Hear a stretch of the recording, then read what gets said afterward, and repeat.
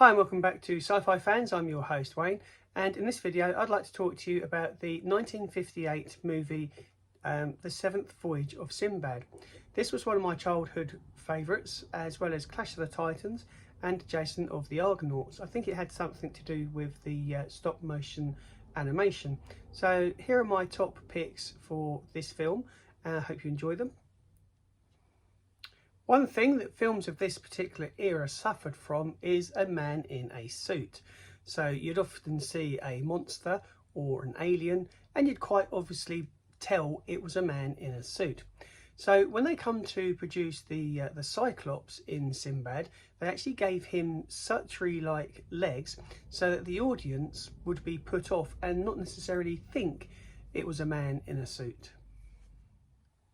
One of the big draws to me as a child was the stop motion animation, and Seventh Voyage of Sinbad was filmed and was released in 1958. But it was at that time the very first feature-length film to show and use stop motion animation that was filmed entirely in colour. So there you go, not bad for the technology of 1958. The stop motion effects were quite new and still a little bit experimental, so much so that the skeleton, the lone skeleton that fights Sinbad, was actually the prototype that would then be used for the multiple skeletons that were used for the fight scenes in Jason and the Argonauts. And there's a scene where all these skeletons come to life and they fight the crew of the Argo.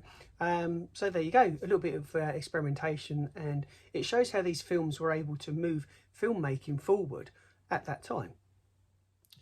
There are two Cyclopses in this film. One of them is on the beach and one of them fights a dragon. Do you know how to tell the difference between the two? Well, Harry Hussein came up with the idea of giving the Cyclops that fights the dragon an additional horn. And that was so that the audience would distinguish the two different Cyclopses. Now, if you pay attention, the genie has an echo when he talks.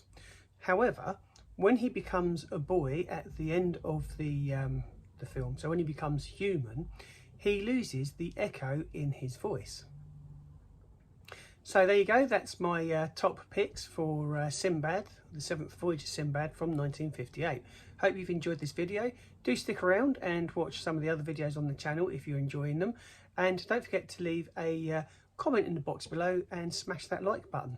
If you haven't done so already, I would request that you subscribe. It doesn't cost anything, but it sends out lovely pleasantries to the algorithm here on YouTube, and that way we can reach a wider audience. In the meantime, take care of yourselves, and I'll be back with some more movie trivia very soon. See you then.